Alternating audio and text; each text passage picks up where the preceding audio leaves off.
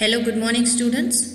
So, in SS of class 7, today we are going to start chapter 8 of Geography, Human Environment Interactions, the Tropical and the Subtropical Region. So, this is very interesting and very easy chapter. And in previous chapters, we have seen about some nature, vegetation, and wildlife, and the settlement, transport, and communication, and how people are different from place to place. So, in this chapter, we will see about the tropical and the subtropical region. Now, look here. Renuka was excited. Shrikant uncle was home after a gap of nearly 4 months. He was a wildlife photographer and travelled widely. Renuka's interest in wildlife and forest began at an early age when her uncle introduced her to books on nature. Pictures of distant lands and people who lived there always fascinated her. Now, here is a short story of a girl, Renuka. So, Renuka was excited after seeing Shrikant uncle. And as I told you, Shrikant uncle is a wildlife photographer और रेनुका जो है उसको wild life natural vegetation के अंदर बहुत ही interest है. पूरे 4 महीनों के बाद जब श्रीकांत अंकल घर पर आते हैं तो उन्होंने जो डिफरेंट प्लेसेस की डिफरेंट हैबिटेट्स की जो पिक्चर्स क्लिक किए हैं वो सब रेनुका को दिखाते हैं. एंड रेनुका जो है उसको अर्ली एज से ही ये सारी चीज़ों में नेचर के अंदर बहुत ही इंटरेस्ट है, क्योंकि जब वो छोटी थी तब जो श्रीकांत अंकल थे वो उसको नेचर से रिलेटेड बुक्स रीड करने के लिए देते थे. Now picture of distant lands and people who lived there. अब रेनुका ये सब चीज़ें जानने के लिए बहुत ही एक्साइटेड होती थी कि अलग अलग प्लेसेस पे डिफरेंट प्लेसेस पे जो लोग रहते हैं and what are the activities they practised. She is eagerly waiting to know this. Now see figure 8.1. People from various parts of the world.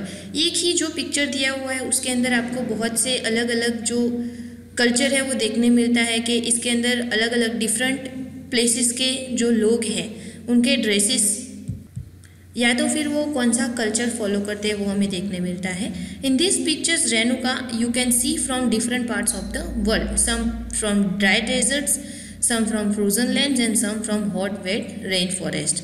They look so different from me, observed Renuka. अब यहाँ पे Shrikant uncle जो है वो रेनुका को एक picture दिखा रहे हैं जिसमें वो बताते हैं कि इसमें तुम देख सकते हो कि अलग अलग जो लोग हैं, कुछ लोग जो है वो ड्राई डेजर्ट में से है, some are from frozen lands and some from hot wet rainforest. They look so different from me. यहाँ पे रेनुका ऑब्जर्व करके बताती है कि ये सब जो है वो मुझसे बहुत ही अलग दिखते हैं. They may look different but they share same basic needs of life. यहाँ पे श्रीकांत अंकल उसको कहते हैं कि भले ये लोग सब अलग दिख रहे हैं लेकिन इनकी जो बेसिक नीड्स हैं, स्टूडेंट्स जो बेसिक नीड्स मतलब हमारी जो बेसिक ज़रूरतें होती है वो सबकी एक जैसी होती है. For example food, clothing and shelter, these are our basic needs. Explain Shrikant uncle. Shrikant uncle ये रेनुका को समझाते हैं. Their children do the same things as you probably do. उनके बच्चे भी शायद यही चीज़ें करते होंगे कि जो आप लोग करते हैं. Play games, quarrel sometimes and then make up, sing, dance and help the families with various things that need to be done. ये सब बच्चे कई बार गेम्स खेलते हैं, झगड़ते हैं, गाते हैं, डांस करते हैं या उनकी फैमिलीज़ को कुछ चीज़ों में हेल्प करते हैं. They live closer to nature and very early in their lives have learned to care for nature. अब ये सारे जो फैमिलीज़ हैं या जो बच्चे हैं वो शुरुआत से ही नेचर के करीब रहे, उसकी वजह से ये नेचर की केयर करना बहुत अच्छे से जानते हैं. They learn how to catch fish and how to collect material from the forest. कैसे फ़िश पकड़ी जाती है और फॉरेस्ट के अंदर से जो यूज़फुल मटेरियल्स होता है वो कैसे कलेक्ट करना है, ये सारी चीज़ें वो चाइल्डहुड से ही सीख जाते हैं. Now in this chapter we will learn about the tropical region and the subtropical region. So in both the regions we will see about rainforest, wildlife, vegetation. Look here, life in the Amazon basin. So where is Amazon basin located? Before learning about the Amazon basin, let us look at the map, figure 8.2. Now you can observe this map. This is the Amazon basin in South America. and it lies very close to equator, 10 degree north and 10 degree south. And you can also see that many small tributaries join the Amazon basin. So here we are learning about the tropical region, and notice that the tropical region lies very close to the equator. जो tropical region होता है वो equator से सबसे ज़्यादा नज़दीक होता है, between 10 degree north and 10 degree south. So it is referred to as the equatorial region, और जो सबसे इक्वेटर के पास में होता है इसकी वजह से हम इसको इक्वेटोरियल रीजन कहते हैं. The river Amazon flows through this region, और जो अमेजॉन रिवर है वो यही रीजन में से होकर गुजरती है. Notice how it flows from the mountains to the west and reaches the Atlantic Ocean to the east. ये जो रिवर है वो माउंटेन में से होके वेस्ट में से निकलती है और ईस्ट में अटलांटिक ओशियन तक पहुंचती है. The place where a river flows into another body of water is called the river's mouth. जो रिवर है वो उसका जो पानी का एक अलग से बहाव होता है वो होता है rivers mouth. Numerous tributaries join the Amazon river to form the Amazon basin. अब जो अमेजॉन बेसिन है उसको फॉर्म करने के लिए बहुत सारे आसपास जो ट्रिब्यूटरीज है वो अमेजॉन बेसिन को ज्वाइन करती हैं. The river basin drains portions of Brazil, parts of Peru, Bolivia, Ecuador, Colombia and a small part of Venezuela. जैसे मैंने आपको आगे बताया कि अमेजॉन बेसिन फॉर्म करने के लिए जो आसपास की रिवर फ्लोज होके या ट्रिब्यूटरीज है जो अमेजॉन बेसिन के अंदर मिलती है, और उसमें से कुछ जो है वो है Brazil, parts of Peru, Bolivia, Ecuador, Colombia and a small part of Venezuela. And after observing a map you can also name the countries of the basin through which the equator passes. Now as I told you about the tributaries, what are tributaries? Here is the definition of tributaries. These are small rivers that join the main river. ये जो small rivers होती है जो कि main river को join करती है वो होती है tributaries. The main river along with all its tributaries that drain an area forms a river basin or the catchment area. The Amazon basin is the largest river basin in the world. पूरे world के अंदर जो सबसे large river basin है वो है Amazon basin. So you have to remember this. Now see climate. As you know, the Amazon basin stretches directly on the equator and is characterized by hot and wet climate throughout the year. जो Amazon basin का जो climate है वो पूरे साल दरमियान hot और wet रहता है. Both days and nights are almost equally hot and humid. जो दिन का टेम्परेचर है और नाइट का जो टेम्परेचर है वो इक्वल बराबर से हॉट और ह्यूमिड होता है. The skin feels stickies. आप सब जानते हो, साइंस में भी आपने पढ़ा होगा कि जो ह्यूमिड एटमॉस्फेयर है उसकी वजह से कभी कभी जो स्किन है वो स्टिकी लगती है. It rains almost every day. यहाँ पे रोज़ बरोज़ बारिश होती है. That too without much warning. The day temperatures are high with very high humidity. दिन का जो टेम्परेचर होता है बहुत ही हाई ह्यूमिडिटी के साथ में होता है. At night the temperature goes down but the humidity remains high. और जो नाइट का टेम्परेचर है वो कम हो जाता है लेकिन जो ह्यूमिडिटी है वो सेम रहती है, ह्यूमिडिटी हाई रहती है. You can see the picture of the Amazon forest. So rain forest as it rains heavily in this region. यहाँ पे ज़्यादा बारिश होने की वजह से थिक फॉरेस्ट ग्रो, घने जंगल बन जाते हैं. The forest are in fact so thick that the dense roof created by leaves and branches does not allow the sunlight to reach the ground. यहाँ पे ज़्यादा बारिश होने की वजह से जो फॉरेस्ट है वो बहुत थिक हो जाते हैं और इसकी वजह से पूरा रूफ बन जाता है कि सनलाइट भी ज़मीन तक नहीं पहुँच पाती. The ground remains dark and damp. Only shade tolerant vegetation may grow here. यहाँ पे सिर्फ शेड टॉलरेंट वेजिटेशन ही ग्रो होती है. Orchids, bromeliads grow as plant parasites. ये आपके एग्जाम के अंदर क्वेश्चन भी आ सकता है वेजिटेशन के बारे में. The rain forest is rich in फोना. फोना यानी कि हमारी जो वाइल्ड लाइफ है वो. तो यहाँ पे वाइल्ड लाइफ भी बहुत ज़्यादा है. Birds such as toucans, humming birds, bird of paradise with their brilliantly colored plumage. Oversized bills for eating make them differently from birds we commonly see in India. Generally हम जो birds देखते हैं उसके अलावा बहुत ही different birds यहाँ पे देखने मिलते हैं वाइल्ड लाइफ जो है वो। These birds also make loud sounds in the forest. जो फॉरेस्ट है वो पूरा डार्क और डैम्प है, उसकी वजह से यहाँ पे जो बर्ड्स की आवाज़ होती है वो बहुत ही लाउड होती है। Animals like monkey, sloth and ant eating tapirs are found here. Various species of reptiles and snakes also thrive in this jungles. जो बर्ड्स है, एनिमल्स है, उसके अलावा भी जो स्पीसीज रेप्टाइल्स है उसकी भी अलग अलग जो वेराइटी है वो यहाँ पे देखने मिलती है। Crocodiles, snakes, pythons abound, anaconda and boa constrictor are some of the species जो यहाँ की रिच वाइल्ड लाइफ है। Besides the basin is home to thousands of species of insects. और इसके अलावा भी हमने देखा कि जो रेप्टाइल्स है, वाइल्ड लाइफ एनिमल्स है, बर्ड्स है, उसके अलावा भी बहुत सारे अलग अलग वेराइटी में इंसेक्ट्स भी यहाँ पे पाए जाते हैं। Several species of fishes including the flesh eating piranha fish is also found in the river. और यहाँ की जो फेमस फिश है वो है piranha fish. This basin is thus extraordinarily rich in the variety of life found there. यहाँ की जो हमने शुरुआत में ही देखा कि अमेजोन बेसिन है जो उसकी जो वाइल्ड लाइफ है वो सबसे ज़्यादा रिच है।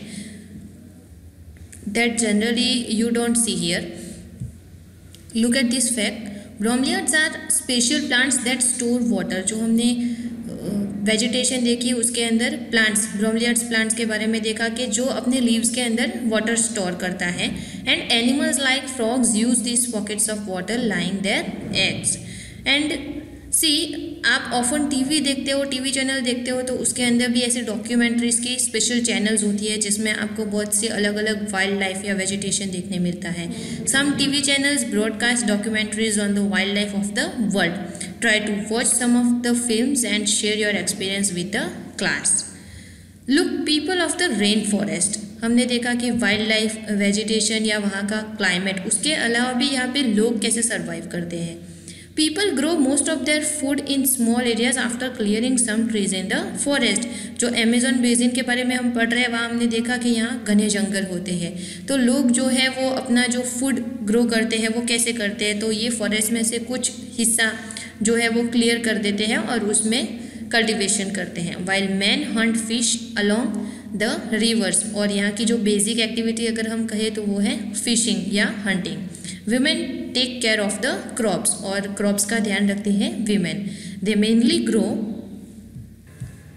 Tapioca, pineapple and sweet potato. जो बेसिक कल्टीवेशन के लिए ये लोग कौन से क्रॉप्स उगाते हैं तो वो है tapioca, pineapple and sweet potato. As hunting and fishing are uncertain, it is the women who keep their families alive by feeding them the vegetables they grow। अब यहाँ की जो एक्टिविटी है हंटिंग और फिशिंग जिसके बारे में हमने देखा वो अनसर्टेन है, मतलब वो कोई कभी रेगुलर नहीं हो पाती। तो जो वुमेन है अपनी फैमिली का ध्यान रखने के लिए या तो उनको खाना खिलाने के लिए कभी कभी जो बेसिक वेजिटेबल्स होती है वो उगाते हैं। They practice slash and burn agriculture. यहाँ पे जो फार्मिंग होता है उसके टाइप्स हैं slash and burn agriculture. The staple food is manioc, also known as cassava, that grows under the ground like the potato. जैसे हम यहाँ पे ज़मीन के नीचे पोटैटो उगाते हैं उसी तरह के यहाँ का जो स्टेपल फूड वो है मैन्यूक। स्टेपल फूड यानी कि जो रूटीन में यूज़ होता है वो। And they also eat queen ants and eggs. Cash crops like coffee, maize and cocoa are also grown. Cash crops यानी कि जो साल भर ये उगा के उसमें उसको सेल कर सकते हैं या तो इसमें से उनको प्रॉफिट मिलता है, वो होते हैं cash crops.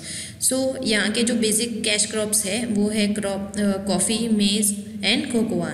So the rain forest provide a lot of would. आप सब जानते हो कि जब फॉरेस्ट घने जंगल होते हैं तो वो बहुत ही यूजफुल मटेरियल प्रोवाइड करते हैं। And the rain forest provide a lot of wood for the houses. Some families live in thatched houses shaped like beehives. There are other large apartment like houses called maloka with a steeply slanting roof। अब यहाँ का जो area है उसके हिसाब से यहाँ अलग अलग तरह के अपार्टमेंट या हाउसेस होते हैं कि जिसके रूफ डिफरेंट टाइप के होते हैं, या तो वो स्लांटिंग होते हैं या थैचड रूफ्स होते हैं।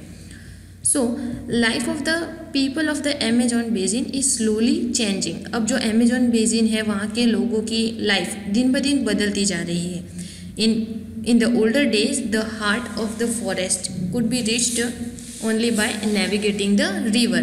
पहले के टाइम पे ऐसा होता था कि रिवर ही एक वे थी, एक रास्ता थी कि जिसके थ्रू फॉरेस्ट के अंदर पहुंचा जा सकता था। In 1970 the trans Amazon highway made all parts of the rain forest accessible. अब जो ट्रांस अमेजोन हाईवे है उसकी वजह से अमेजोन फॉरेस्ट के सारे पार्ट्स एक्सेसिबल है, मतलब वहाँ पे इजीली पहुँचा जा सकता है। Aircrafts and helicopters are also used for reaching various places. कुछ प्लेसेस पे जो ट्रांसपोर्ट है उसका डेवलपमेंट होने की वजह से एयरक्राफ्ट्स या तो हेलीकॉप्टर के यूज से भी डिफरेंट पार्ट्स में पहुँचा जा सकता है। The indigenous population was pushed out from the area and forced to settle in new areas where they continue to practice their distinctive way of farming. अब इंडिजिनियस मतलब वहाँ के जो नेटिव लोग हैं, नेटिव पॉपुलेशन है, उनको उन एरिया में से बाहर निकाला गया and forced to settle in new areas. उनको नए एरियाज में सेटल होने के लिए फोर्स किया गया और जो फार्मिंग की एक्टिविटीज़ है उनको वहाँ पे कंटिन्यू करनी पड़ी। So the developmental activities are leading to the gradual destruction of the biologically diverse rainforest। अब जो फार्मिंग की एक्टिविटीज़ है वो ग्रेजुअली बढ़ने की वजह से यहाँ पे रेन फॉरेस्ट कम होते जा रहे हैं। It is estimated that a large area of the rain forest has been disappearing annually in the Amazon basin. जो एंड ऑफ द ईयर हमें ये देखना मिलता है कि फार्मिंग की जो एक्टिविटीज़ है उसको आगे बढ़ाने के लिए कभी कभी जो अमेजोन बेसिन का जो एरिया है फॉरेस्ट के जो घने जंगल है वो कम होता जा रहा है। You can see that this destruction of forest का कम होना has a much wider complication. Figure 8.6 हम देख रहे हैं, बहुत ही अच्छे से हमको यहाँ पे समझाया है। You can see that this destruction of forest has a much wider implication. The topsoil is washed away as the rains fall and the lush forest turns into a barren landscape। जो ज़मीन का सबसे ऊपर का हिस्सा है तो बारिश की वजह से यहाँ पे पहले से ही फॉरेस्ट क्लियर कर दिए गए, ट्रीज़ नहीं है, तो ज़्यादा बारिश की वजह से यहाँ का जो टॉप सॉइल है, ऊपर का हिस्सा है, वो पूरा पानी के बहाव के साथ निकल जाता है और यहाँ की ज़मीन है जो बैरन ज़मीन बन जाती है, बंजर ज़मीन हम जिसको कहते हैं। Now see life in the Ganga Brahmaputra basin.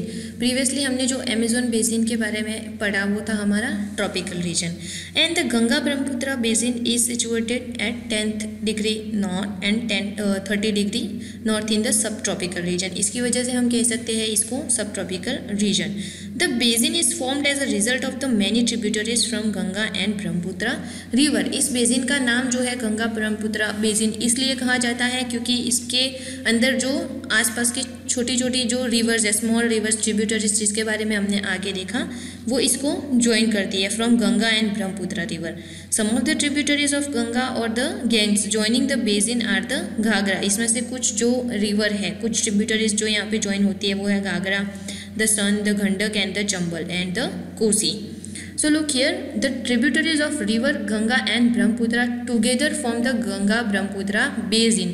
जो गंगा ब्रह्मपुत्र बेसिन है वो गंगा और ब्रह्मपुत्र रिवर को मिला के बनता है इन द इंडियन सब continent. The basin lies in the sub tropical reason, जिसकी वजह से हम इसको सब ट्रॉपिकल एरिया बोलते हैं, that is situated between 10 degree north and 30 degree north latitudes. The tributaries of the river Ganga like the Ghaghara, the Son, the Chambal, the Gandak and Kosi, and tributaries of Brahmaputra drain it।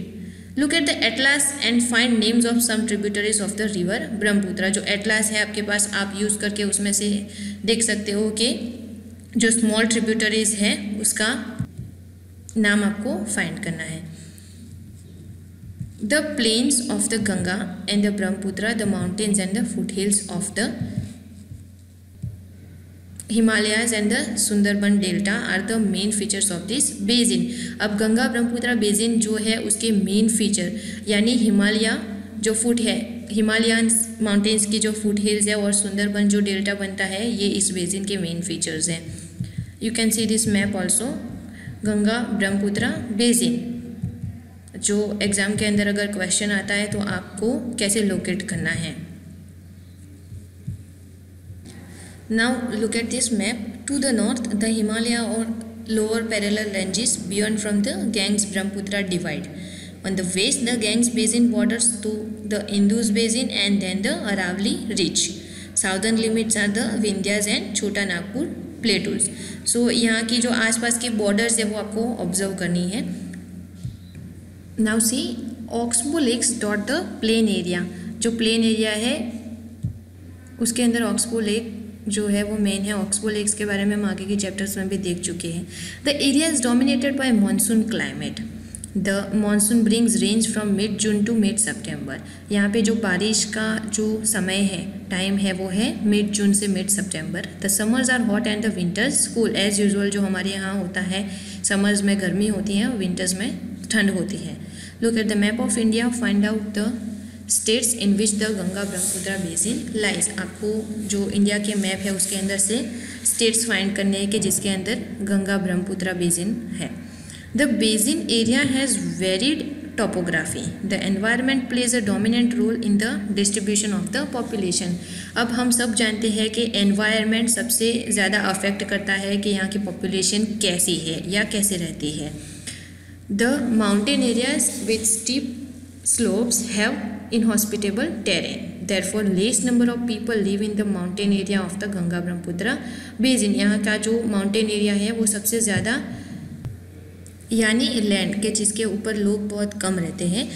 Therefore, less number of people live in the mountain area of the Ganga Brahmaputra basin. The plain area provides the most suitable land for human habitation. आप सब जानते हो कि जितना लोगों को flexible land जो मिलती है, सूटेबल लैंड, उसकी वजह से लोग यहाँ रहना ज़्यादा पसंद करते हैं। The soil is fertile year. यहाँ की जो सॉइल है वो बहुत ही फर्टाइल है। सो फर्टाइल सॉइल की वजह से एग्रीकल्चर भी ज़्यादा होगा। Agriculture is the main occupation of the people where flat land is available to grow crops. आप सब जानते हो कि जो जहाँ पे फ्लैट ज़मीन मिल जाती है तो वहाँ का मेन जो ऑक्यूपेशन होता है वो एग्रीकल्चर होता है। The density of population of the plains is very high. और माउंटेन के अलावा जो प्लेन एरियाज़ है उसकी डेंसिटी वहाँ पे लोग ज़्यादा रहते हैं। The main crop is paddy. यहाँ का जो मेन क्रॉप है वो है paddy. Since cultivation of paddy require sufficient water. अब जो पैडी है उसको उगाने के लिए ज़्यादा अमाउंट में वाटर चाहिए। It is grown in the areas where the amount of rainfall is high. तो वो इसी एरियाज़ में उगाया जाता है कि जहाँ पे बारिश, रेनफॉल ज़्यादा हो। Wheat, maize, sorghum, gram and millets are the other crops that are grown. जो हमने आगे अमेजोन बेसिन के अंदर भी देखा था कि कुछ कैश क्रॉप्स भी होते हैं। यहाँ के जो मेन क्रॉप्स है वो है wheat, maize, sorghum, gram and millets. Cash crops like sugar cane and jute are also grown. यहाँ के कैश क्रॉप्स हैं। एग्जाम के अंदर क्वेश्चन आ सकता है कि what are the cash crops of Ganga Brahmaputra बेसिन? So they are sugar cane and jute. Banana plantation are seen in some areas of the plain. कुछ प्लेन एरियाज के अंदर बनाना प्लांटेशन भी देखने मिलता है। In the West Bengal and Assam tea is grown in plantation. आप सब जानते हो कि आसाम के अंदर जो टी है वो सबसे फेमस है। Silk is produced through the cultivation of silk worms in parts of Bihar and Assam. Bihar और आसाम के कुछ पार्ट्स के अंदर सिल्क का प्रोडक्शन होता है।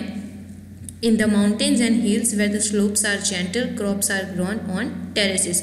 जहाँ पे कुछ जगह ऐसी होती है माउंटेन्स और हिल्स पे के जो स्लोप्स होते हैं, कुछ ढलान वाले एरियाज होते हैं, तो वहाँ पे जो क्रॉप्स है वो टेरेस पे उगाए जाते हैं। The vegetation cover the area varies according to the type of landforms. जो वेजिटेशन है वो ज़मीन के अकॉर्डिंग अलग अलग तरह की वेजिटेशन हमें यहाँ देखने मिलती है, कवर करती है। In the Ganga and Brahmaputra plain tropical deciduous trees grow. जो गंगा ब्रह्मपुत्र का प्लेन ज़मीन है, प्लेन्स जिसको हम कहते हैं, वहाँ पे ट्रॉपिकल डेसिडियस ट्रीज उगाई जाती है अलॉन्ग विथ टिक, साल एंड पीपल, जो हमने नेचुरल वेजिटेशन और वाइल्ड लाइफ चैप्टर में भी देखा था। Thick bamboo grows are common in the Brahmaputra plain. यहाँ के जो कॉमन वेजिटेशन है वो है thick bamboo. The delta area is covered with the mangrove forest. और जो डेल्टा एरिया है उसके अंदर मैंग्रोव फॉरेस्ट है। In parts of Uttarakhand, Sikkim and Arunachal Pradesh coniferous trees like pine, deodar and fir can be seen because the climate is cool and the slopes are steep. जो natural vegetation वाला chapter है उसके अंदर हमने देखा था कि जो कॉनिफरस फॉरेस्ट होते हैं वहाँ पे कैसे ट्रीज़ की जो हाइट होती है वो सबसे ज़्यादा लंबी होती है। You can see tea garden in Assam and paddy cultivation. देख सकते हो कि उसके लिए कितना ज़्यादा पानी, वाटर की ज़रूरत होती है। So there is a variety of wildlife in the basin. जैसे हमने अमेजोन बेसिन के अंदर भी देखा कि घने जंगलों की वजह से वहाँ पे कैसे रिच वाइल्ड लाइफ फोना एंड फ्लोरा वो है। सो यहाँ पे गंगा ब्रह्मपुत्र बेसिन के अंदर भी अलग अलग वेराइटी है वाइल्ड लाइफ की। Elephants, tigers, deer and monkeys are common, आप सब जानते हो। The one horn dinosaurs is found in the Brahmaputra plain. जो मेन एनिमल हम यहाँ का कहें तो वो है one horn dinosaur. In the delta area, Bengal tiger, crocodiles and alligators are found. Aquatic life abounds in the fresh river waters. Wild life के अलावा यहाँ पे एक्वेटिक लाइफ यानी फिशेस की variety, the lakes and the bay of Bengal sea. The most popular variety of the fish are the rohu, katla and hilsa. जैसे Amazon basin के अंदर पिराना fish थी, तो यहाँ की जो फेमस फिशेज है वो है rohu, katla and hilsa fish. Fish and rice is the staple diet of the people living in the area. यहाँ का जो रूटीन खाना है, फूड है, वो है फिश और rice. You can see this terrace farming. Terrace are built on steep slopes to create flat surfaces on which crops are grown. The slope is removed so that water does not run off rapidly. This is called terrace farming. Lake a source of livelihood. कभी कभी आप सब जानते हो कि कुछ छोटा सा भी हिस्सा होता है जो इंसान के काम आ सकता है, वो है हमारा livelihood.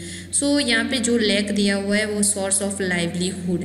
Binod is a fisherman living in the मतवाली मोन विलेज ऑफ बिहार। बिनोद जो है वो बिहार के अंदर एक गाँव में रहता है। He is a happy man today. वो एक खुश इंसान है। With the efforts of the fellow fishermen Ravinder, Kishore, Rajiv and others, he cleaned the Mon और the Oxbow Lake to cultivate different variety of fishes. उसके कुछ दोस्तों के साथ मिलकर उसने जो फिशिंग का एफर्ट है वो सबसे ज़्यादा किया है। The local weed Valineria hydrilla that grows in the lake is the food of the fish. और ये लोग फिश के लिए फूड भी प्रोवाइड करते हैं। The land around the lake is fertile. जो लेक के आसपास की जो ज़मीन है वो फर्टाइल है, जिसकी वजह से ये कुछ जो फूड है वो ग्रो कर सकते हैं। ही सोज क्रॉप्स सच एज पैडी, मेज and pulses in this fields. और ये सारे फील्ड्स के अंदर वो ऐसे क्रॉप्स कल्टीवेट करता है जो है पैडी, वहाँ का मेन क्रॉप है, maize and pulses. The buffalo is used to plough the land. जो ज़मीन है उसको प्लाव करने के लिए बफेलो का यूज़ होता है। The community is satisfied. और इसकी वजह से इनकी जो कम्युनिटी है वो सेटिस्फाइड है। That is enough fish catch from the river. इनको जो रिवर है उसमें से इनफ फिश भी मिल जाती है to eat and enough fish to sell in the market. ये लोग अपने खाने के लिए भी फ़िश यूज़ करते हैं और मार्केट में सेल करने के लिए भी। They have even begun supply to the neighbouring town. और इन्होंने आसपास के जो टाउन है उसमें भी सप्लाई किया है। The community is living in harmony with nature. ये लोग जो है वो नेचर के साथ कम्युनिकेट करके आसानी से अपना लाइवलीहुड चला रहे हैं। As long as the pollutants from nearby town do not find their way into the lake waters, the fish cultivation will not face any threat. जब तक जो आसपास के जो टाउन है उसमें से कोई कचरा या कोई पॉल्यूशन नहीं होगा, तब तक यहाँ का जो फिश का कल्टीवेशन है वो बहुत ही इजीली हो सकता है। The Ganga Brahmaputra plain has several big towns and cities. जो गंगा ब्रह्मपुत्र प्लेन है उसमें बहुत बड़े बड़े टाउन्स और सिटीज़ है। आप सब जानते हो कि गंगा जो है वो एक टूरिज्म प्लेस है जहाँ पे लोगों का आना जाना बना रहता है। The cities of Allahabad, Kanpur, Varanasi, Lucknow, Patna and Kolkata all with the population of more than 10 lakhs are located along the river Ganga. आप सब जानते हो कि गंगा रिवर के आसपास जो सिटीज़ है, main cities Allahabad, Kanpur, Varanasi, Lucknow, Patna and Kolkata, इसमें अराउंड 10 लाख की पॉपुलेशन है। The waste water from this towns and industries is discharge into the rivers. आप जानते हो कि जैसे जैसे सिटीज़ या टाउन्स बढ़ेंगे वैसे पॉल्यूशन भी बढ़ेगा, और उसकी वजह से जो ये टाउन्स का आसपास का जो गार्बेज है इंडस्ट्रीज़ का वो सारा इन रिवर में डिस्चार्ज होता है। This leads to the pollution of the rivers, और उसकी वजह से रिवर्स पॉल्यूशन होता है। All the 4 ways of transport are well developed in the Ganga Brahmaputra basin. Ganga Brahmaputra basin के अंदर जो 4 टाइप्स ऑफ ट्रांसपोर्ट है सारे ही अवेलेबल है। In the plain area, the roadways and railways transport to the people from one place to another. Plain area है कि जहाँ पे रोडवेज या रेलवेज ही हो सकते हैं, तो लोगों को एक जगह से दूसरी जगह ट्रांसपोर्ट करने के लिए बहुत ही यूज़फुल होते हैं.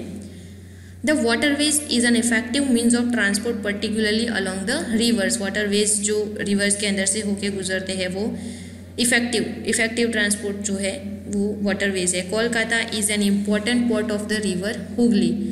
जो कोलकाता है वो रिवर हुगली पे सबसे ज़्यादा इंपॉर्टेंट पोर्ट है. The plain area also has a large number of airports. और प्लेन एरियाज़ के अंदर एयरपोर्ट्स भी अवेलेबल. यानी हमने देखा कि सारे टाइप्स ऑफ कम्युनिकेशन यहाँ पे मिलते हैं. सो लास्ट पैराग्राफ आप देखिए, आपका क्वेश्चन या रीज़न भी आ सकता है कि tourism is an another important activity of the basin. इस गंगा ब्रह्मपुत्रा बेसिन की सबसे इम्पॉर्टेंट एक्टिविटी टूरिज़्म क्यों है? Because the Taj Mahal on the banks of river Yamuna in Agra. Yamuna जो रिवर है आगरा में, उसके बैंक्स पे situated Taj Mahal. Allahabad on the confluence of the rivers Ganga and Yamuna. Buddhist stupas in the Uttar Pradesh and Bihar. यहाँ पे बहुत ज़्यादा मात्रा में मॉन्यूमेंट्स हमें देखने मिलते हैं, जिसकी वजह से लोग अट्रैक्ट होते हैं और यहाँ पे ज़्यादातर देखने आते हैं. Lucknow with its Imambara, Assam with Kaziranga and Manas with wild life sanctuaries and Arunachal Pradesh with a distinct tribal culture are some of the places worth a visit. Ganga Brahmaputra basin के आसपास के जो प्लेसेस हैं वो बहुत ही इंटरेस्टिंग और बहुत ही अट्रैक्टिव है, जिसकी वजह से लोग यहाँ पे विजिट करने आते हैं. So tourism is the main important activity of the Ganga Brahmaputra basin. So students, our chapter is completed here. Read and revise it once again. Thank you.